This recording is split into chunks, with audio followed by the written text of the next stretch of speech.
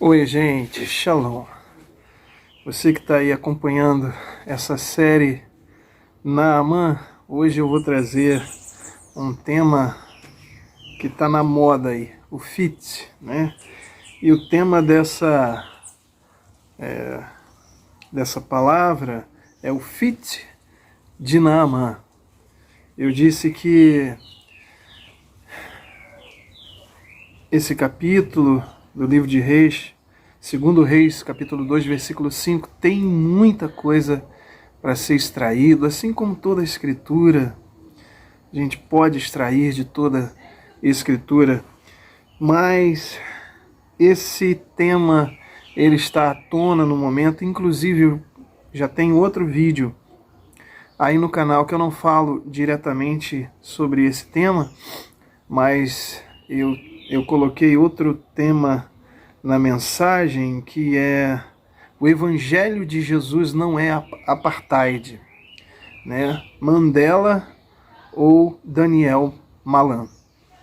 Se você quiser assistir essa mensagem, talvez ser confrontado com o seu ponto de vista, vai lá. Mas eu quero dizer sobre esse posicionamento que, como isso está muito popular, eu vou mencionar o nome aqui, com todo respeito a você que gosta desse artista, desse adorador, eu não sei como você queira chamar, tudo bem. O Fernandinho, após aquela declaração dele, e surgiu várias posições, e uma das coisas que me chamam a atenção nessas posições são comentários de pessoas que dizem, inclusive ele mesmo, usando a escritura, e dizem assim, entre o discurso comovente da pessoa que se defendeu, né, do outro, e a Bíblia, relacionando que o que o Fernandinho falou está na Bíblia. Eu fico com a Bíblia. Então, por que o Peterson está trazendo essa palavra aqui? Fique comigo até o final. Porque aqui a gente vai ver o fit de Naamã. E o que diz a Bíblia sobre isso? Ok? Temos feito essa série, vão ser tópicos avulsos, temas avulsos, me perdoem. O que Deus nos inspirar, nós vamos estar falando dentro desse texto.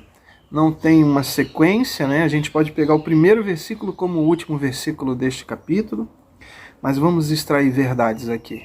Você permita-se ouvir até o final. Eu sei que você desde já falei, você não, é isso. Mas venha comigo. Vamos lá, vamos ver o fit de Naamã. A história de Naamã, eu vou ler o versículo primeiro, vou contar para a gente já ir para o final. Era um general do exército do rei da Síria. Segundo Reis, capítulo 5, versículo 1. Naamã, general do exército do rei da Síria, era um grande homem diante de seu senhor, de alta estima, porque por meio dele tinha dado o Senhor vitórias à Síria. E era este homem valoroso ao extremo, porém era leproso. Se você está acompanhando os outros vídeos, eu já falei sobre essa questão da lepra, um pecado da humanidade. Mas hoje a gente vai para outro viés, né? Então, veja bem, a história vai contar que uma jovem na casa de Naamã, que era uma escrava, chega para a esposa de Naamã e fala de Eliseu em Samaria. Então, Naamã com certeza fica muito empolgado com essa mensagem, a possibilidade de sua cura, conversa com o rei dá dádivas, tesouro, né, um valor em ouro a ele, prata e roupas, e leva para o rei de Israel, e ali ele conversa com o rei de Israel. Na verdade, ele vai até Naamã, até Eliseu, porque Eliseu diz: saberás que há profeta em Israel, né? Porque o rei de Israel, ele se constrange ao ouvir essa notícia. Sou eu alguém para dar a vida e tirar a vida?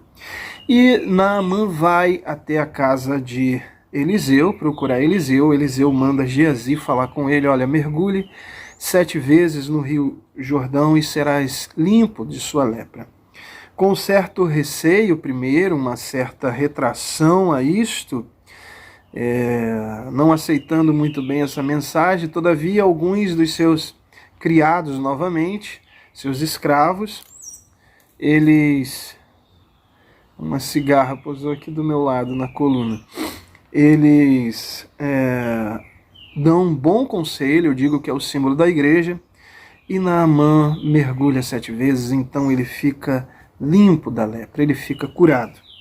Então, no versículo 15, demos um salto agora para o versículo 15, onde nós vamos pegar 2 versículos chaves, que é o versículo 18 e 19 desse texto. No versículo 15 diz assim: então voltou o homem de Deus, e ele toda a sua comitiva, então voltou ao homem de Deus, né? Naamã voltou ao homem de Deus após tudo isso.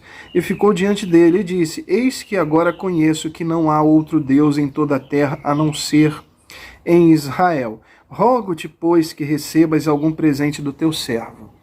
Veja bem, aqui há uma confissão interna. Eu digo que aqui nasce a igreja, quando há essa confissão, quando esse reconhecimento do meu ser, que não há outro Deus. E a Bíblia diz: se creres no teu coração e se com tua boca confessares, né?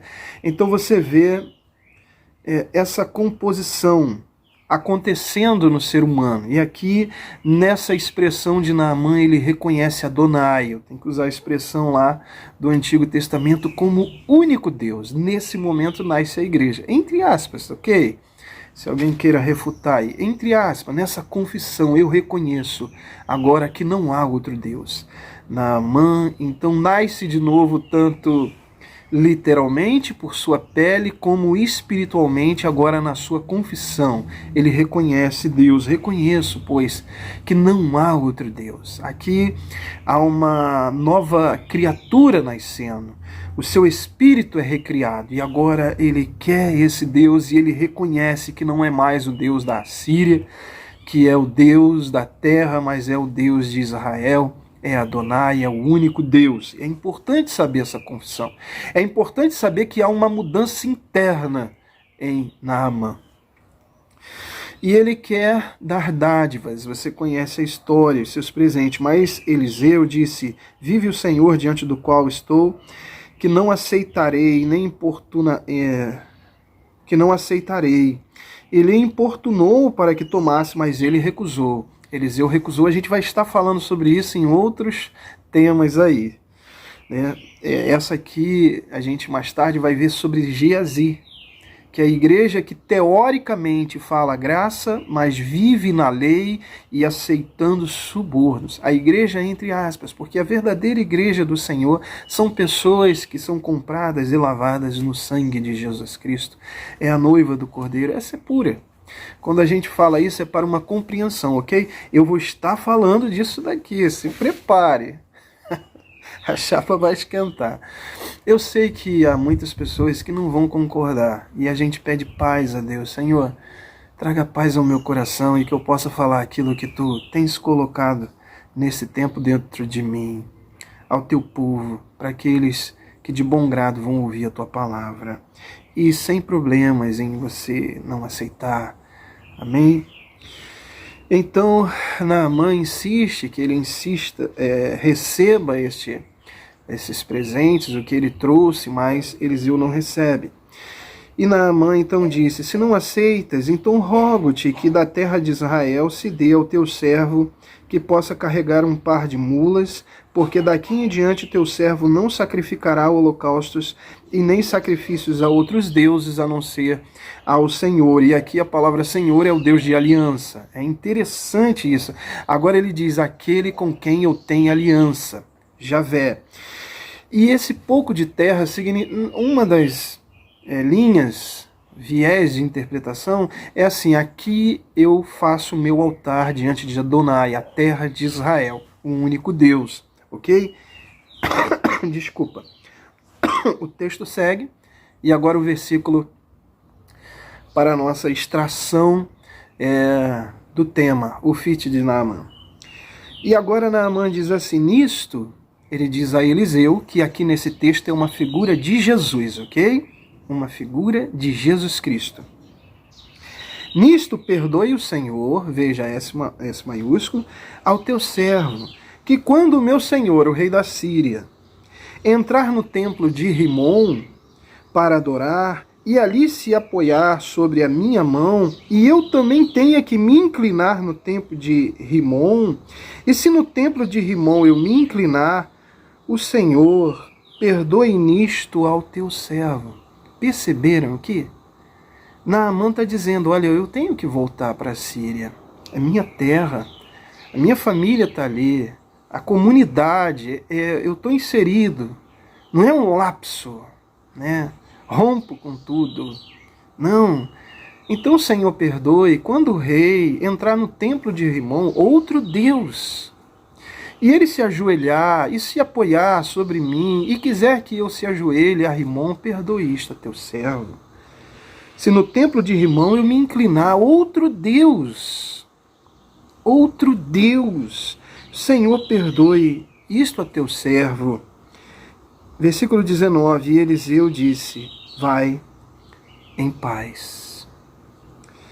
E ele se foi e caminhou até uma certa distância. O fit de Naamã, vocês perceberam? O que está acontecendo hoje? Eles estão censurando pessoas que o fit é participação porque outras pessoas estão próximas ou porque você se aproxima de outras pessoas que não são da mesma fé. Notaram, aqui é o rei, e Naamã teria que se inclinar diante de Rimom. Veja isso, principalmente no Antigo Testamento. Se a gente pegar a igreja de hoje, se você disser, olha, o meu pai, ele vai lá na religião tal, ele é o meu pai, e eu respeito como tal, e eu vou ir lá, eu estarei lá, eu vou lá com ele, perdoe isto ao teu servo. E Eliseu diz, vai-te em paz. Queridos e querida, você que está ouvindo essa mensagem, e chegou lá e apoiou a mensagem que eu chamo de discurso de ódio, apartheid, segregação, separatismo, isso é radicalismo religioso, isso é jihad. Dizer que nós somos a classe agora. Não, eles são a sinagoga do inimigo, um evangelho criado no inferno. O que é isso aqui? O que é o fit de Naamã? Veja isso. O evangelho é paz. Vai-te em paz. Veja como é a figura de Jesus Cristo. Sabe por que aqui o texto é muito claro? O texto diz que Naamã, internamente, ele já foi mudado. Ele é uma nova criatura, ainda que fisicamente ele esteja em um local, ainda que fisicamente ele esteja que se dobrar aquilo ali por ética, por educação, por amor. Por que não dizer isso? O que importa é dentro dele, há um reconhecimento que somente Adonai é o meu Deus. O que importa é que dentro de mim, eu não estou fazendo secularismo, não há mais como me contaminar, ao contrário, eu estou levando amor, eu estou levando luz. O que é evangelho? O que Jesus falou, o que Eliseu, o nosso Eliseu celestial disse, deixo-vos a paz, a minha paz vos dou, não vou lá dou como o mundo a dá. É uma paz que excede todo entendimento. É eu saber que meu interior, o meu ser, há uma composição nova que é dele, que é por ele, que é para ele. Então cuidado com o seu discurso que diz, eu fico com o que a Bíblia diz, achando que o discurso daquele camarada é o que a Bíblia diz. Não que meus lábios só fazem isso agora ao Senhor. Então você não aprecia mais a arte. Você não entende o que é graça comum. Você não vê Deus em todas as partes. Você vive em uma jaula religiosa. Você cria o apartheid. Veja o vídeo. Daniel Malan ou Mandela. Cuidado quando você pegar isso e dizer o que a Bíblia diz. Olha o que Naamã diz. Perdoe o teu servo. Dentro dele há uma confissão interior, há uma mudança de ser, tanto literalmente na sua pele. Esse texto mostra claramente alguém que nasceu de novo para Deus. E o que Eliseu diz? A gente compara com o que Eliseu disse nesse texto. Eu não tenho colinha, eu tenho a Bíblia. O que Eliseu, nessa palavra, O que Eliseu disse nesse texto e o que estão dizendo por aí, 90% de comentários apoiando esse discurso farisaico, usando expressões completamente fora de contexto. Quem era Nicodemos, a não ser um líder religioso da época que precisava nascer de novo? Ele tem que colocar essa palavra contra o espelho e olhar para si próprio. De repente, eu estou precisando nascer de novo, rever meus conceitos, minhas ideologias, achando que eu estou defendendo Deus, estou defendendo uma ideologia, porque a Bíblia, ela é simples. O Evangelho não é segregação, não é separatismo religioso, não é jihad.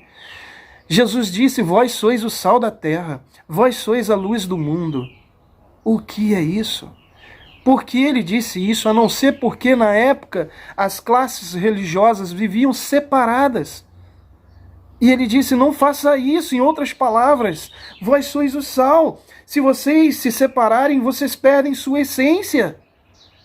Não é deixar-se contaminar, mas sim aplicar o que está dentro de você, em essência, aonde há necessidade. Aonde há tristeza, leve alegria. Aonde há escuridão, leve luz. Mas sabe como isso acontece?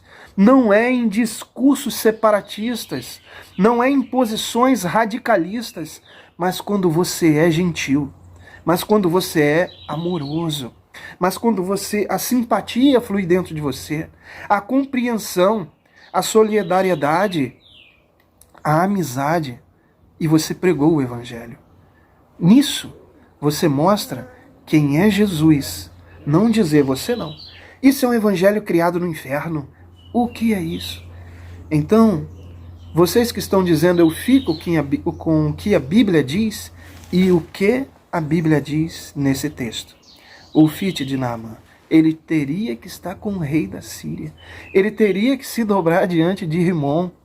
E olha, depois você analisa o que é Rimon, porque eu quero fechar essa palavra. Quem era Rimon? E olha o que Jesus diz. Eu preciso usar essa analogia. Paz. Porque dentro dele há paz. O Evangelho é paz. O Evangelho não é segregação. O Evangelho é paz. E eu preciso levar essa paz, não separatismo religioso. Então, meu amigo, meu irmão, minha querida, você que está ouvindo essa mensagem, talvez tenha um posicionamento achando que o líder tal disse isso, mas o que a Escritura diz? Se você tiver alguma dúvida sobre a Escritura, existe uma regra. Olhe para Jesus, porque toda a Escritura é cristocêntrica, de Gênesis a Apocalipse, de Bereshit a Revelação. Toda ela é cristocêntrica.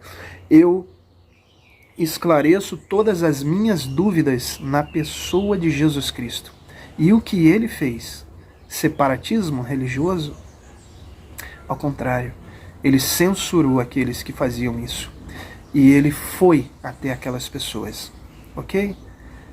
Que o Eterno, que o nosso Eliseu celestial, abra nossos olhos ao entendimento do Evangelho simples, puro, que não coloca pessoas dentro de jaulas religiosas.